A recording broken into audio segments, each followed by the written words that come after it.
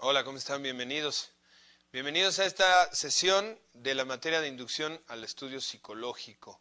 Nuestra sesión en la que iniciamos un tema nuevo que es el tema de la personalidad. Déjenme hacer dos comentarios antes de empezar propiamente con el tema.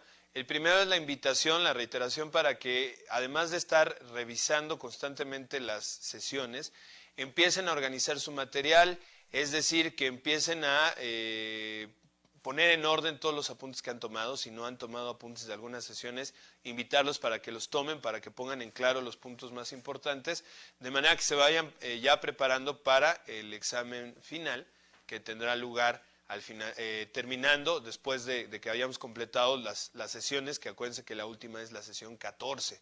Terminando esa sesión, realizarán su examen final, así que es muy importante que se vayan preparando ya desde ahora a ese efecto. La otra observación, más que nada, es recordar un poco qué es lo que hemos visto hasta el momento en esta materia. Bueno, partimos de una discusión filosófica sobre la naturaleza del ser humano para después entender los procesos que están relacionados con esa naturaleza, desde lo que es el tema de los valores, las actitudes, la senso-percepción, el aprendizaje, la memoria, la inteligencia, etcétera, los procesos cognitivos, los procesos psicológicos. Al mismo tiempo, hemos estado trabajando también el tema de la motivación, un tema fundamental, y su relación con otras cuestiones como es el surgimiento de conflictos, la negociación, la frustración.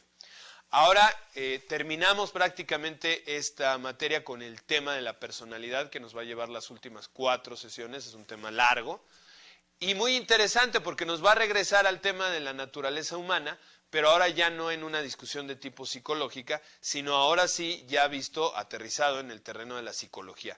Hay infinidad de autores que han propuesto diferentes teorías sobre la personalidad. Vamos a concentrarnos aquí en algunos de ellos, los más importantes. Muy bien. ¿Cuáles son nuestros objetivos? Los invito a que pasemos aquí a la lámina para que los revisemos. A nivel particular, en este caso, en este tema, se trata de conocer, sobre todo en esta sesión, que como ustedes ven ahí, habla sobre la teoría psicodinámica, los principales conceptos relacionados con el psicoanálisis, que es a lo que nos referimos, y sobre todo la visión que tiene sobre cómo está estructurada y cómo se desarrolla la personalidad. Además, a nivel específico, pensando en este gran objetivo que tenemos, vamos a ver 3 cosas. Primero, la manera en que Freud, el padre del psicoanálisis, consideró la estructura y desarrollo de la personalidad. Y eso nos va a llevar lo que serían los 2 primeros objetivos, ¿no? Los conceptos de Freud sobre lo que es las bases de la teoría psicoanalítica y el desarrollo de la personalidad. Y en el objetivo C, apreciar la forma en que algunos de sus alumnos desarrollaron los conceptos de Freud. En lo que es la teoría psicodinámica hay una enorme cantidad de autores que han trabajado esto.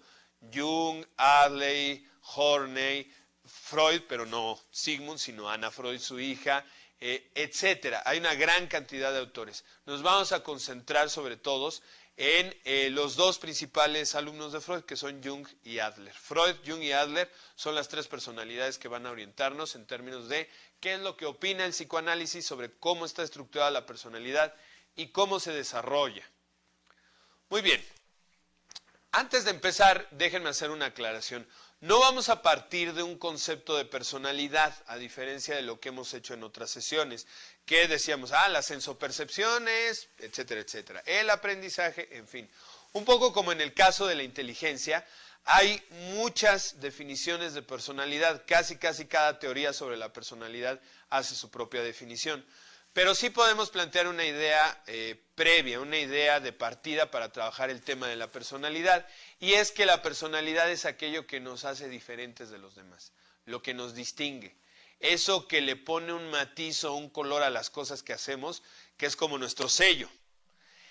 La personalidad en ese sentido está establecida a partir de influencias tanto biológicas como sociales. Déjenme llevarlos aquí al pizarrón para que revisemos este esquemita. Como ustedes ven, estamos poniendo que la personalidad es un conjunto, un orden, un todo, que se puede más o menos dividir en 2. La idea de poner una línea punteada es justamente para manifestar que esa división no es absoluta. Es una división que hacemos en términos analíticos, en términos pedagógicos, pero que por supuesto en la vida real son 2 factores que se interpenetran y que van absolutamente de la mano. El aspecto biológico y el aspecto social. A nivel biológico, hay una parte de nuestra personalidad que se expresa desde el nacimiento, la forma en que tenemos de reaccionar ante las circunstancias externas, de manera enérgica y activa o más bien retraída. Lo vemos desde el niño que desde el principio casi a las 2 semanas ya está sonriendo para todo, o el niño que llora para todo y se enoja. Eso definitivamente forma parte de nuestro material genético y se le conoce como temperamento.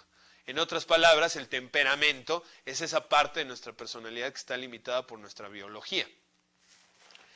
Por supuesto, no es eso lo que determina nuestra forma de ser. Esa parte biológica es moldeada por nuestra interacción social. A lo largo de los años el niño va aprendiendo a cambiar, a comportarse, a establecer cierto gusto por ciertas actividades, por cierto tipo de cosas, a tener ciertas afinidades, actitudes, ciertas maneras de comportarse y reaccionar que ya están marcadas por el aspecto social. Esa parte social de la personalidad es lo que en la terminología psicológica se conoce como carácter. Como ustedes se dan cuenta, aquí no utilizamos el término personalidad como algo relacionado con el encanto de las personas. Lo digo porque en el sentido común normalmente se utiliza el término para referirse a que alguien tiene como mucho atractivo o encanto. Ah, mira cuánta personalidad, viene muy vestido. No, aquí en la psicología las personas no tienen poca, mucha o nada de personalidad. Tienen una personalidad, una forma de ser, y eso es universal. Todos lo tenemos. Vamos a ver ahora cómo lo trabaja la teoría psicoanalítica, la teoría psicodinámica de Freud. Es muy pertinente empezar haciendo esta distinción entre elementos biológicos y sociales, porque justamente Freud en un texto más o menos tardío de su obra, que se llama El malestar en la cultura, señalaba que una de las grandes paradojas del ser humano es que, por un lado, es un animal social, esto es, necesita vivir en sociedad para sobrevivir, solo no sobreviviría. Pero, para vivir en sociedad, tiene que renunciar a sus instintos biológicos. Por lo menos, no a que desaparezcan, por supuesto, sino en este sentido de quererlos realizar de inmediato o de forma absoluta. Tenemos que aprender a domesticar y a veces a refrenar y dominar nuestros instintos. Esa es para Freud la gran paradoja del ser humano. Eso quiere decir que vamos a ver en su teoría cómo hay una interacción entre factores biológicos y sociales que se van expresando a través de diversos conflictos. Bien, ¿cuál es la primera visión que Freud tiene de la psique humana? De su trabajo con pacientes con histeria. Freud trabajó en algunas clínicas como en la Salpêtrière de París, a las órdenes de Charcot, uno de los grandes psiquiatras de la época y que trabajaba con el tema de la hipnosis. Trabajó con otros autores como Breuer, etc. Y básicamente su teoría de la personalidad se fue elaborando a partir del estudio de personas que tenían algún tipo de trastorno, algún tipo de psicopatología. En ese sentido, Freud determinó que había como 3 instancias de lo que era la psique, la personalidad. Una parte consciente, otra preconsciente y otra inconsciente. Como ustedes pueden ver aquí, la conciencia se basa en el impulso de integridad de la persona, es decir, de mantenernos íntegros, no en el sentido moral del término, sino de poder satisfacer nuestras necesidades, pero adaptándonos al entorno. Entonces en la conciencia está todo aquello de lo que podemos acordarnos inmediatamente. Nuestra conciencia es la que se da cuenta del entorno y maneja la información. Y me dicen, ¿qué hiciste en la mañana? Ah, en la mañana desayuné. ¿Quién fue Cristóbal Colón? Ah, fue el que llegó a unas tierras que creía que eran las Indias y que después resultó que era el continente americano. Y así. Todas las experiencias y conocimientos que tenemos a la mano. El preconsciente es esa información que de entrada no tenemos propiamente en la conciencia, está fuera de nuestro foco de atención, pero que podemos acceder fácilmente a ella. A lo mejor ustedes ahorita no se están acordando de alguna circunstancia de la infancia porque está su foco de atención puesto aquí, pero si rápidamente les digo yo, a ver, acuérdense de sus fiestas de cumpleaños, acuérdense de cuándo aprendieron y cómo a andar en bicicleta o en patines, o a lo mejor ni siquiera aprendieron eso porque no tenían dinero y eran muy pobres, etcétera. Todo eso es algo que ahorita no está en su foco de atención y que a lo mejor al principio les cuesta trabajo recordar, pero que más o menos pueden sacar con cierta facilidad. Pero el inconsciente sería ese depósito donde está todo lo que ha sido reprimido, todo aquello que son experiencias conflictivas, que generan culpa, que generan ansiedad, angustia, y como no nos gusta sentir eso, las mandamos al desván. Es decir, en el inconsciente está todo aquello que es inaccesible a la memoria, no porque lo hayamos olvidado, simplemente porque hay como una barrera, como que hay ahí una especie de censura, como era el término que utilizaba Freud, censura, que impide que esos impulsos, que esas experiencias salgan a la conciencia. Aquellos impulsos o deseos sexuales que nos parecen inapropiados o que nuestra sociedad nos enseña que son inapropiados y que entonces mandamos ahí, como les decía yo, al desván porque no nos gustan, ¿no? Esto es fundamental porque a partir de ahí Freud entendió lo que era la personalidad normal como la anormal. ¿De dónde sacó estos conceptos? De su análisis de los sueños. Esta es una parte muy interesante de la teoría de Freud. Déjenme remitirme al esquema que tenemos aquí en la lámina para explicar algunas cosas. Bueno, Freud señalaba que todo sueño tiene un contenido manifiesto y un contenido latente. El contenido manifiesto es aquello que nos acordamos. Cuando ustedes se paran y voltean con la persona que esté al lado o a quien se encuentren primero para decirle, ay, fíjate que soñé que iba en una isla desierta y me perseguían, o andaba yo en un avión y nos caíamos y me encontraba con... Pum. Ese es el contenido manifiesto, aquello de lo que nos acordamos y que podemos dar cuenta. Sin embargo, Freud señalaba que ese contenido manifiesto no era la verdad del significado del sueño. Él decía que eso era solamente un disfraz del verdadero significado del sueño, que sería este concepto que tenemos aquí como contenido latente del sueño. ¿Cómo se forman los sueños? El contenido latente del sueño para Freud estaba muy relacionado con el inconsciente, con todas esas experiencias dolorosas, traumáticas o de impulsos sexuales reprimidos que estaban fuera de la memoria. Normalmente, la censura, que está aquí representada por esta línea, por esta flecha azul, la censura no permite que ese contenido acceda a la conciencia, por eso lo tenemos olvidados. Pero cuando nos dormimos, esa censura se relaja un poco, como que en un momento dado se aflojara, ¿no? Es decir, de alguna manera la censura ya no fuera tan fuerte y eso permite que en el proceso de formación del sueño, que es lo que tenemos aquí a la izquierda de la lámina, o bueno, de este lado aquí indicado, el contenido latente sale a la conciencia, pero sale deformado, sale disfrazado.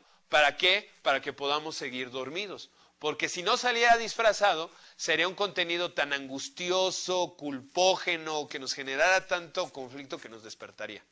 La censura entonces está puesta al servicio de que sigamos dormidos, de que descansemos. Pero al mismo tiempo funciona el sueño como una especie de válvula que permite que todo ese material reprimido salga de forma disfrazada. Y es eso exactamente lo que hace la interpretación del sueño. La interpretación del sueño lleva el sentido opuesto. A partir del contenido manifiesto hay que tratar de vencer o de poder ir más allá de esa censura para entender el verdadero contenido de los sueños, el contenido latente, que sería su verdadero significado. Freud se da cuenta que en cierto sentido esta dinámica de cómo funcionan los sueños es muy similar a la dinámica de los pacientes con algún trastorno psicológico. Particularmente los que estudiaba Freud, que eran los pacientes con histeria. Un paciente histérico tenía síntomas que no tenían una base fisiológica. Por ejemplo, un paciente muy famoso de Freud que era Ana O, el nombre que él le daba para mantener en secreto su personalidad. Bien, Ana O tenía varios síntomas como era, por ejemplo, hidrofobia. No podía tomar agua porque inmediatamente la escupía o la vomitaba. Además tenía parálisis en las extremidades izquierdas. Después de muchos estudios se encontró que no había ninguna causa física o biológica que pudiera expresar esos síntomas. ¿Estaba fingiendo Ana O? Por supuesto que no. Lo que pasa es que Ana O tenía una serie de conflictos que por el tiempo ahorita no voy a desarrollar, pero tenía ahí una conflictiva ambivalente con su padre. Por un lado lo amaba, pero al mismo tiempo sentía ahí mucho rencor. Y todo ese rencor, eso es energía. Esto es una energía que está relacionada con esas emociones. De manera normal, ¿cómo sacamos esa energía? Actuando o hablando. Como la energía negativa que Ana O tenía en relación con su padre no la podía ni hablar ni la podía actuar, esa energía quedaba reprimida. Pero como en las ollas de presión, la energía en algún momento dado tenía que salir. Esto más o menos ya lo veíamos en algunos ejemplos, sobre todo cuando veíamos el enfoque psicoanalítico de la motivación. Retomémoslo aquí, pues esa olla que está a presión necesita una salida. Y el síntoma de la parálisis o de la hidrofobia, Freud lo interpretaba justamente como la salida que esa energía negativa encontraba. Eso se llama somatización y todos lo hemos vivido cuando nos duele la cabeza por el estrés, ¿no? Es lo mismo. Esa energía relacionada con la frustración que nos provoca algo, como no podemos sacarlo, entonces se transforma en un síntoma físico, como puede ser el dolor de cabeza.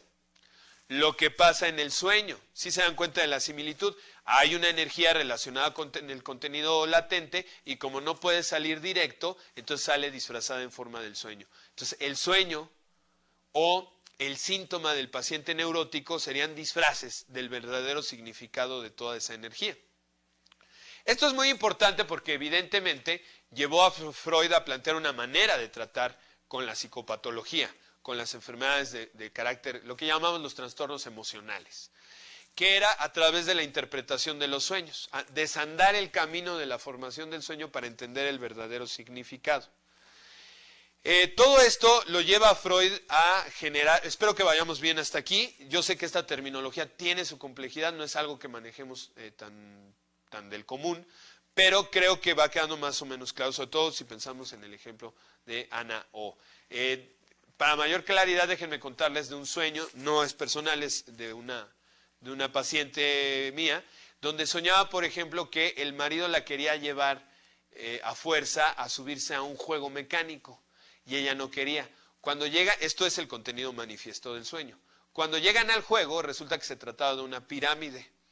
Y era una pirámide a la que iba entrando mucha gente, sobre todo gente grande, y ella no quería. Total que el marido se sube solo a la pirámide y ella se va de regreso a su casa en un taxi que venía manejado por su hijo. Bueno, dense cuenta cómo planteado así el sueño parece no tener necesariamente como mucho sentido, ser incluso un poco absurdo. Después de un trabajo de análisis que no voy a ahorita detallar, pudimos darnos cuenta que lo que reflejaba el sueño era el miedo de la mujer ante la inminente muerte del marido. El marido tenía una enfermedad terminal y ella sentía que en cierta medida él lo había involucrado en esa dinámica porque sentía que estar con él era relacionarse con la muerte. Entonces, en cierto sentido, inconscientemente ella tenía un deseo de que él ya muriera o de alguna manera de que se separaran para que ella pudiera seguir con su vida y no estar ahí en ese proceso. Dense cuenta de lo que decía Freud, no es fácil aceptar que uno está deseando que muera alguien que uno ama. Es una cuestión conflictiva que nos hace sentir mal y culpables, pero en cierto nivel sí se da y eso ella lo reprimió y eso estaba marcando en muchas cosas de su conducta. Pero el sueño fue lo que nos dio en ese sentido la clave para interpretar el conflicto que estaba sucediendo en esta persona. Bueno, Freud avanzó en sus trabajos teóricos y fue más allá de este modelo primero que planteamos de conciencia, preconciencia, inconsciencia. Él trabajó todo un conjunto de conceptos que llamó teoría del desarrollo psicosexual para entender cómo es que se iba desarrollando la personalidad en este conflicto entre fuerzas conscientes, inconscientes, impulsivas y demás. Esta energía de la que hablamos que tiene que ver con la manifestación de los impulsos sexuales, Freud le llamó líbido. Aquí en la lámina tenemos una definición muy buena de lo que es la expresión mental de la energía asociada a la sexualidad biológica. Para Freud, buena parte de nuestra personalidad, si no es que toda, está marcado por el manejo de nuestra sexualidad. Por supuesto que en Freud sexualidad no se refería o no se reducía a lo genital, al sexo como tal, a la actividad sexual, sino que la sexualidad para él tenía que ver con toda la vivencia de lo que éramos en términos biológicos, en términos de placer, de manifestar o experimentar situaciones placenteras, de experimentarnos como cuerpo. ¿Sí? En ese sentido, el comer es también parte de algo que tiene que ver con la sexualidad. Y no hablo ahí de alguna práctica medio extraña que alguien pueda tener, sino de cómo finalmente también es una experiencia que tiene que ver con nuestras necesidades biológicas y con lo que nos genera placer. Así de amplio era el concepto de sexualidad que manejaba Freud. Y la libido es esa manifestación de esa energía a través de lo que pensamos y de cómo reaccionamos emocionalmente. Él marca una serie de etapas donde se dan una serie de conflictos por las que tiene que pasar el niño en el manejo de esta energía que es la libido. Cuando no se resolvían correctamente, la libido, esta energía quedaba como fijada, quedaba asociada con esa etapa y generaba distorsiones en la personalidad. Vamos a ir viendo estos conceptos para que nos quede muy claro. En principio tenemos la etapa oral de los 0 a los 6 meses. La libido se concentra en la boca. Piénsenlo, todo el placer del niño en esa etapa lo obtiene a través de la boca, por el hecho mismo de succionar a partir del pecho materno. Todo finalmente se lo lleva a la boca porque Freud decía que la libido, el placer está concentrado en esa zona en ese momento dado. Esto tiene incluso un fundamento biológico en relación con la maduración de las terminaciones nerviosas, pero bueno, ese es otro cantar. Aquí el conflicto central es el destete, el momento en que el niño tiene que abandonar el pecho de la madre. Freud decía que la manera en que los padres manejaban estos conflictos era fundamental para ver qué impacto iba a tener sobre la personalidad en el futuro. Por ejemplo, un destete demasiado abrupto podía generar en el niño desconfianza, inseguridad, temor. No destetarlo a tiempo y dejarlo, no sé, hasta el año ahí todavía dándole pecho o más, desde el punto de vista de Freud también podía ser negativo porque podía generar una personalidad muy demandante, alguien que no tolera la frustración y que eso se manifestaba, por ejemplo, en ciertas fijaciones, como que en la personalidad adulto las personas que hablan demasiado o que fuman o cualquier otra actividad muy dominante con la boca y que además, por ejemplo, no tienen tolerancia a la frustración. Entonces, ciertos rasgos de la personalidad adulta pueden estar marcados por este tipo de experiencias infantiles, por la manera en que se den. Si esto se maneja adecuadamente de una forma equilibrada, el niño pasa a la etapa sin conflicto. Y seguiríamos con la etapa anal, entre los 6 meses a los 2 años, donde la libido se concentra en el manejo de los desechos, de las heces fecales. Esta etapa es muy importante porque incluso lo podemos ver en toda cultura, el conflicto central tiene que ver con el control de los esfínteres. Es la etapa donde tenemos que enseñarle al niño a poder, número uno, controlarse para no simple y llanamente cuando sienta ganas liberar los excrementos y además avisar. Es una actividad fundamental desde el punto de vista de la socialización del niño. Implica muchas cosas, pero también es un conflicto en términos emocionales. ¿Por qué? Si los padres, decía Freud, eran demasiado rígidos en este proceso, podían hacer que también el niño se volviera demasiado obsesivo con la limpieza, muy rígido en su carácter y en su temperamento. Un poquito esta parte de lo que es la neurosis obsesivo-compulsiva podría estar relacionada con esto.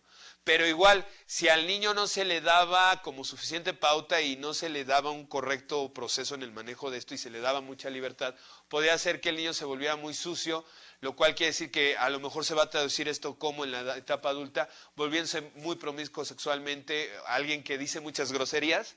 Se supone dentro de la concepción de Freud que probablemente tiene que ver con esta etapa, alguien que es muy desordenado con su vida en general, que le cuesta trabajo el orden, el tener límites, podría ser manifestaciones de fijaciones que se dan por el mal manejo en esta etapa. Sin embargo, si se maneja de manera adecuada, es decir, si al niño se le pone firmeza en los límites de cuándo tiene que hacer, etcétera, se le ayuda, pero no se le castiga por eso o por el momento que se hace, el niño va a pasar adecuadamente esta etapa y vendría la etapa fálica entre los 2 y los 6 años, que es fundamental en la teoría de Freud. ¿Por qué? Porque en esta etapa se va a dar el conflicto central en el desarrollo de la identidad sexual del niño y posteriormente del adolescente y del adulto, que es lo que conocemos como el complejo de Edipo y el complejo de Electra en el caso de las mujeres. Es una de las partes más polémicas de la teoría de Freud.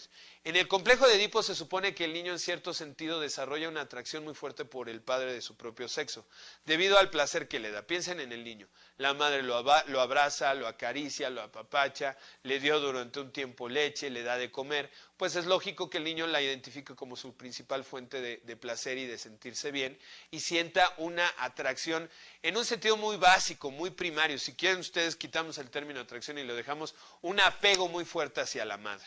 Pero por el otro lado, el padre se convierte como en la competencia, en el enemigo. Por un lado ama a su padre, pero al mismo tiempo lo odia porque pues, el papá es el que se queda con la mamá. A cierto nivel preconsciente, inconsciente, el niño elaboraría todo esto a través de una serie de fantasías que, por ejemplo, se expresan a través de los sueños. y en un deseo de que papá ya no estuviera. En el caso de las niñas, el complejo de Electra sería lo mismo. La niña siente este apego fuerte hacia el padre, pero al mismo tiempo tiene una ambivalencia hacia la madre en relación con que es la competencia, ¿no? Resolver este complejo significaba que el niño entendiera que ese apego hacia su madre, o la niña que ese apego hacia su padre, tenía que irlo dejando de lado y que tenía que identificarse con el padre de su propio sexo. Esta es una etapa crucial, según Freud, en el desarrollo de la orientación sexual. Hay que decir que en su tiempo Freud pues consideraba la homosexualidad como una enfermedad propio de su época. Hoy en el terreno de la psicología, incluso en los manuales de diagnóstico psicopatológico, la homosexualidad se ha borrado porque pues entendemos que ahora es simplemente una orientación más, pero en su tiempo Freud sí lo veía como un problema. Entonces el mal manejo de esta etapa para Freud podía significar, por ejemplo, que el niño se quedara demasiado apegado a la mamá y que entonces en su etapa adulta estuviera buscando en todas sus parejas pues a su mamá. Estoy seguro que todas las mujeres que están revisando esta teoría han de estar pensando en su novio. Bueno, no, esperemos que no sea así, ¿no? De repente por ahí se dice que los hombres mexicanos estamos buscando en todas las mujeres a nuestra propia mamá. Por lo menos en el asunto este de la cocina, ¿se acuerdan? Esta idea de que las mamás cocinaban fantástico y ahora queremos que nos cocinen igual que la mamá. Pero ahora ya nadie cocina. Con esto de que ahora todos trabajamos, todos tenemos roles mucho más equitativos, también esto sería interesante en términos de cómo revisar estas teorías. Piensen que es una teoría diseñada a principios del siglo pasado.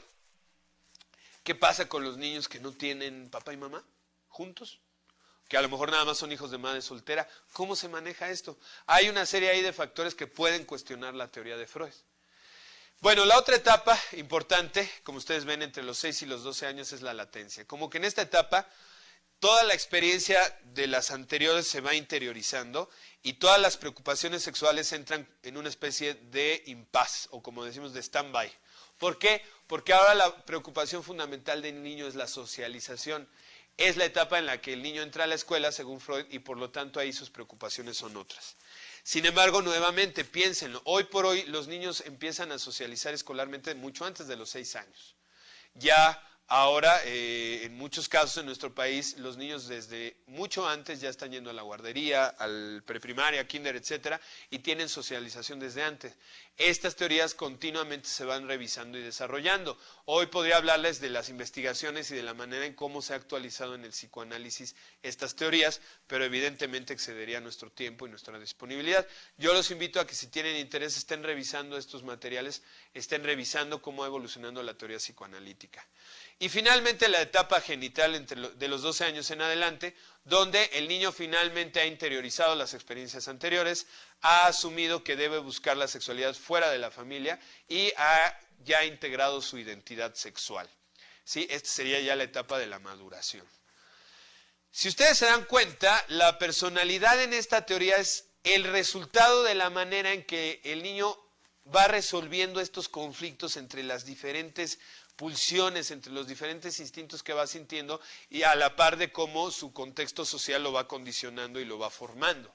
En ese sentido, para Freud, la personalidad adulta está modelada por las experiencias de estos primeros años de vida. Infancia es destino, es casi como el lema del psicoanálisis clásico, del psicoanálisis freudiano. Y digo clásico porque después otros autores, como vamos a ver, no están tan seguros de ellos. Hay autores que dicen que se puede cambiar en cualquier momento de la vida y que también las experiencias posteriores a esta etapa que está marcada de los 12 años son importantes para modificar la personalidad. Hay conflictos que se van dando también en la edad adulta, por los cambios en nuestro ajuste social, cuando nos volvemos padres, cuando tenemos ya una responsabilidad diferente, que van a modificar necesariamente también nuestra personalidad. Esa es una crítica que podemos hacerle a la teoría de Freud porque él no lo considera.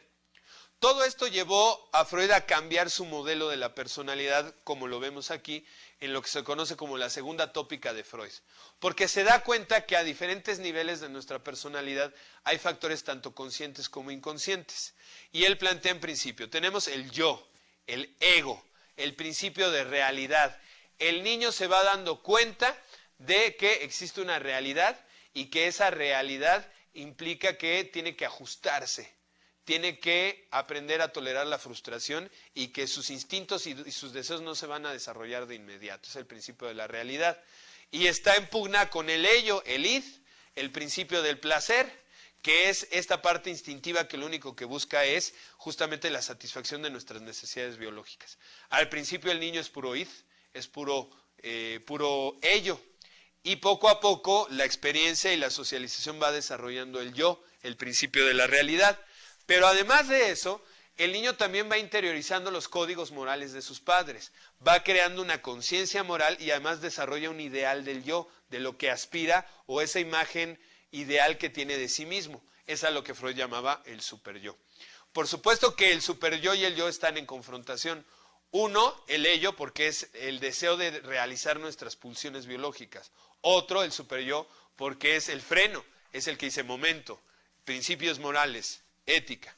El pobre yo es el que está ahí en medio tratando de lidiar con ellos.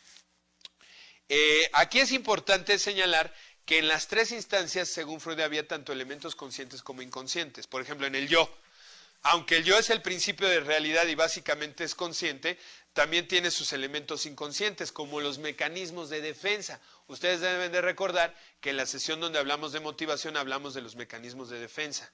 Perdón, no es cierto, en la sesión donde hablamos de frustración. Y ahí justamente veíamos un análisis. Bueno, los mecanismos de defensa son parte del yo, son la manera que él utiliza para lidiar en estos conflictos con el superyo y el ello, pero son elementos inconscientes. Entonces, esta es la forma en que Freud modificó su teoría. Más adelante no se quedó así. Hay que señalar que una de las grandes virtudes de Freud es que continuamente estuvo modificando su pensamiento conforme su práctica clínica le iba dando otro tipo de intuiciones. Al final, él señaló que la personalidad humana está debatida entre dos grandes fuerzas, el instinto de vida, que llamó Eros, y el instinto de muerte, que llamó Tánatos. Es decir, él señaló que el ser humano finalmente estaba debatido entre estos instintos que lo llevan a buscar la afiliación con otras personas, a la creatividad, a la explotación de la vida como tal, y estas tendencias agresivas y destructivas que todos tenemos más o menos, algunos más reprimidos que otros, algunos un poquito más mesurados. Y decía que a final de cuentas la personalidad es la manera en que la respuesta que damos a todos estos conflictos. La personalidad es el resultado de cómo manejamos los conflictos entre nuestra parte inconsciente, consciente, entre nuestro ello, nuestro superyo, entre nuestros instintos de vida y nuestros instintos de muerte. Por eso la personalidad es tan compleja. Muy bien. Esa es la piedra angular. Yo puedo decir que en el tema de la personalidad, la piedra angular es el trabajo de Freud, porque en cierto sentido va a ser el punto de referencia. Otros autores lo van a criticar, otros lo van a aplaudir, pero a final de cuentas es el punto de comparación donde muchísimos autores empiezan a elaborar sus propias teorías de la personalidad. En ese sentido, tenemos a Carl Gustav Jung, la mano derecha de Freud durante mucho tiempo, con el cual después hubo conflicto porque Jung empezó a proponer otros conceptos que no entraban dentro de la visión de Freud, y hay que decirlo, Freud era como muy celoso en ese sentido de su propia teoría, y hubo diferencias que los distanciaron. Básicamente, ¿qué? Por ejemplo, todo esto que mencionamos del yo, el ello, el inconsciente, etcétera, son para Freud básicamente fenómenos personales, fenómenos que ocurren dentro del individuo. Y en ese sentido, Jung amplió esa visión personalista al incorporar, como ustedes pueden leer en su lámina, dos conceptos, el concepto del inconsciente colectivo y el concepto de los arquetipos. ¿Qué es el inconsciente colectivo? Bueno, el inconsciente colectivo sería como ese cúmulo de experiencias emocionales que ancestralmente la humanidad ha vivido y que se van heredando a través de ciertas imágenes típicas, que es a lo que llamamos los arquetipos. Un ejemplo. Seguramente, más allá de las diferencias, todos los seres humanos tenemos la misma experiencia emocional, la misma experiencia afectiva en relación con lo que es la maternidad. Por supuesto, quienes han tenido la fortuna de conocer a su madre, porque por supuesto muchos seres humanos nacen ya desde un principio, quedan muy rápido en la orfandad. Pero quienes sí la han tenido, la experiencia de la madre es una experiencia universal que remite a cierto tipo de sensaciones, a cierto tipo de ideas, y que eso tiene representaciones típicas. La representación clásica, la imagen típica de la madre, el arquetipo de la madre, implica calor, bondad, ayuda, etcétera. Bueno, por lo menos idealmente, porque ciertamente no todas las madres corresponden al arquetipo. Pero el arquetipo, insisto, no hace referencia a la madre de carne y hueso, hace referencia a esa imagen ideal que tenemos y que de alguna manera condiciona nuestra experiencia de la maternidad.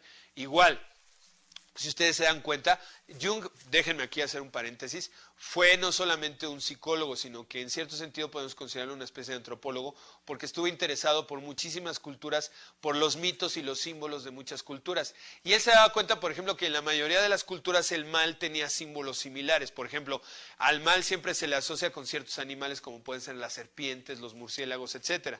Y él encontró que ese tipo de representaciones simbólicas estaban mucho más extendidas de lo que podía pensarse, que en cierto sentido eran universales. Por eso él plantea la idea de un inconsciente colectivo, de una serie de experiencias universales que vamos heredando, pero como el nombre lo indica, quedan como parte de nuestro inconsciente, de manera como muy subterránea. Todos tenemos ese tipo de experiencias a nivel emocional, pero las mantenemos ahí. En ese sentido, también cambia la visión porque Jung se da cuenta que entonces todo lo que está en el inconsciente no necesariamente tiene que ser negativo. En el caso de Freud veíamos que en el inconsciente estaba todo lo reprimido, todo lo que generaba culpa, etc. En Jung hay una parte del inconsciente que puede explotar nuestra creatividad, pero que tenemos que tratar de sacar a la luz porque de alguna manera está también ahí latente. Uno de los arquetipos fundamentales de Jung, no vamos a revisar todos, de hecho la actividad de esta sesión nos va a llevar justamente a que revisen e investiguen más sobre esta parte, pero vamos a quedarnos con uno, el self. El self es el principio integrador de la personalidad en el que se funden los opuestos. Para Jung, la personalidad madura es aquella donde el individuo se convierte exactamente en eso, en un individuo, en alguien que no tiene divisiones, en alguien que ha integrado todos los elementos de su forma de ser de forma armónica. Piensen que normalmente las personas tenemos algunos aspectos de nuestra personalidad que no nos gustan y con los que estamos siempre ahí medio peleados. Lo que dice Jung es que el self como arquetipo es esa visión circular, como una esfera, donde todo lo que incluso es opuesto se integra armónicamente, donde dejan de existir esas diferencias entre polos opuestos y se integran armónicamente. Un ejemplo es el aspecto femenino y masculino. Jung decía que existen dos arquetipos, el ánima y el animus. El ánima sería el arquetipo que tenemos de lo que es lo femenino y el animus el arquetipo de lo masculino. Y dice, por ejemplo, que todos los hombres tenemos también el arquetipo de lo femenino, pero nuestra educación nos hace estar como muy peleados con eso. Y de forma paralela, la mujer tiene su animus, es decir, tiene su propio arquetipo inconsciente de lo masculino, tiene sus elementos masculinos, pero también la educación y la sociedad lo hace estar peleado con esa parte, ¿no? Un poco la idea es esto de los hombres no lloramos, ¿no? O las mujeres no deben de ser agresivas. Lo que dice Jung, es que al final de cuentas una personalidad madura es la que asume todo eso. Soy mujer y me gusta la parte femenina, etcétera, pero también puedo ser agresiva cuando se necesita. Soy hombre y me gusta demostrarlo de muchas maneras, pero también me doy chance de vivir esa parte emocional. Esa es una personalidad sana, una personalidad que integra los polos opuestos y los hace convivir armónicamente, desde el punto de vista de Jung. En ese sentido vamos a ver que él identifica varias dimensiones donde se dan este tipo de oposiciones. La dimensión central sobre la que él establece una tipología sobre la personalidad es la dimensión introversión-extroversión. Antes de explicarlo, vamos a entender qué es una tipología. Una tipología es cuando yo trato de establecer diversas formas básicas de personalidad, diversos tipos. Es como muy común que en las revistas de repente haya ahí algunos test o algunas pruebas fuera de todo rigor científico, que te dicen, a ver, ¿cómo eres tú? ¿Cuál es tu tipo de personalidad? Y entonces ahí va uno contestando preguntitas, ¿no? Y dependiendo de lo que contestes, tu tipo de personalidad es este. Por supuesto que hay tipologías serias de la personalidad, fundamentadas en toda una visión científica y más rigorista. En ese sentido, la de Jung se basa en esas dos dimensiones principales. La introversión, esa personalidad orientada hacia el propio self, hacia el propio yo. Y la extroversión, que es el que está orientado hacia afuera. Ojo, el introvertido no es necesariamente el que es penoso. el que es cohibido, no. Lo que entiende Jung por introversión es esa persona que vive muy en contacto con su yo interno y que de estar interactuando con los demás, etcétera, prefiere estar consigo mismo, que es más reflexivo, más de ver hacia su interior, de estar en contacto con sus emociones. Y la persona extrovertida, pues es el que prefiere estar en contacto con la realidad externa, que no está tan en contacto con el porqué de sus emociones, que no es tan reflexivo, pero que al contrario actúa, le gusta interactuar con los otros, orientar su conducta y sus reacciones hacia afuera. Por supuesto, estos solamente son tipos ideales extremos. Nadie es 100% introvertido ni 100% extrovertido. Todos nos encontraríamos en algún punto en una escala continua entre estos dos polos. Otras de las funciones básicas que determinan la personalidad, según Jung, es la sensación, el pensamiento, la intuición y el sentimiento. La sensación, el ser buenos o tener esta capacidad de percatarnos de la información externa. El pensamiento, nuestra capacidad de razonar y trabajar todo a un nivel como más intelectual. La intuición, que sería nuestra capacidad de, fíjense, esto es bien interesante, el concepto de intuición es el concepto de integrar la información sensorial. La gente que es intuitiva es la que con poquita información entiende hacia dónde van las cosas, que capta el sentido de la realidad, y el sentimiento, que sería evidentemente nuestras vivencias emocionales. Briggs Myers son autoras que, basados en la teoría de Jung, crearon una tipología, crearon un examen, una prueba psicológica, donde se van desprendiendo 16 tipos de personalidad a partir de ciertas dicotomías básicas. Extrovertido, introvertido. Sensorial, intuitivo. ¿Soy alguien que va más por la información externa o soy capaz de concentrarme en los datos esenciales? Racional, donde aquí la T, en la terminología original viene de thinking, o emocional, de feeling. ¿Soy alguien que razona más las cosas antes de actuar o al contrario, actúa motivado por sus emociones antes de razonarlo? Y judging o calificador contraperceptivo. ¿Soy alguien que se la pasa analizando, juzgando y categorizando? ¿O soy alguien más a nivel de tratar de entender y de integrar la información? De estas 6 dicotomías, de la manera en que se integran, es como salen 16 tipos de personalidad diferentes de lo que es la prueba de Briggs Myers. Por ejemplo, alguien puede ser muy extrovertido pero hacia el aspecto racional, o alguien puede ser muy extrovertido pero más en el aspecto sensorial, ¿no? Puede haber gente que sea más introvertida e intuitiva, o introvertida pero al mismo tiempo más a nivel sensorial, más a nivel de percepción. Entonces, hay una serie ahí de tipos que igual no nos da como espacio para analizarlo, tampoco es el objetivo, pero que de hecho en las actividades complementarias ustedes tendrán posibilidad de conocer con mucho más detalle. Ahí, nuevamente, no olviden realizar las actividades en cuanto terminen, si su tiempo se los permite, revisar esta sesión. Muy bien. Lo interesante de la teoría de Jung es que nos lleva ya a otro nivel. En Jung lo importante era el futuro de la persona, su capacidad de integrar todos estos elementos dicotómicos y aparentemente opuestos de su personalidad. Una personalidad íntegra, por ejemplo, es una personalidad donde la extroversión y la introversión están equilibrados. Estoy en contacto conmigo mismo, pero al mismo tiempo me relaciono sanamente con los demás. Y obviamente esto es un proceso de toda la vida. De hecho, Jung pensaba que la personalidad no se terminaba de integrar sino hasta muy entrados en nuestra etapa de madurez, lo cual también viene a modificar un poco el esquema de Freud, donde la personalidad ya estaba determinada desde que éramos niños. Bueno, otra teoría importante dentro del ámbito psicodinámico es la de Alfred Adler. Decía yo de Jung que era como la mano derecha de Freud, bueno, Adler era como su mano izquierda. También fue muy cercano, pero con el paso del tiempo, como hacen los buenos alumnos, encontró cosas con las cuales no estaba de acuerdo con su maestro, y también desarrolló una teoría con aspectos diferentes a la versión clásica del psicoanálisis. Adler, igual que Jung, consideraba que era excesivo el énfasis que Freud había puesto en la sexualidad. Él consideraba que había otras motivaciones, otras necesidades centrales que moldeaban la personalidad. Como ustedes pueden ver, Jung postula que la principal motivación humana es la búsqueda del mejoramiento de la personalidad, es decir, la necesidad de superación. ¿Y de dónde surge esta necesidad de superación? Bueno, del principal conflicto que tenemos en la infancia. Para Adler, por supuesto que era importante el complejo de Edipo, etcétera. No negó lo que era la teoría del desarrollo psicosexual, pero sí marcó que había un conflicto que era más importante que todo este. Y ese conflicto, esa problemática que marca el desarrollo de la personalidad, según él, es lo que él llamó el complejo de inferioridad. La incapacidad para superar los sentimientos infantiles de inferioridad. Adler pensaba que todos al nacer tenemos un sentimiento básico orgánico de inferioridad. Piénsenlo. Cuando nacemos no podemos hacer nada. Dependemos casi absolutamente de nuestros padres. Somos chiquititos, todo lo demás es muy grande.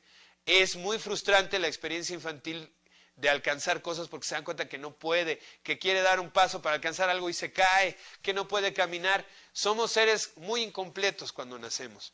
Y Adler presuponía, a partir del análisis clínico de muchos pacientes, que ese sentimiento de inferioridad era justamente el motor que hacía que buscáramos superarnos. Y había quien superaba ese complejo perfectamente, desarrollando muchas habilidades, desarrollando sus capacidades, y quien a pesar de todo ello se quedaba como que ligado a esta problemática y no lograba superar esos sentimientos de inferioridad que en cierto sentido son naturales a cierta edad, como parte de un proceso orgánico.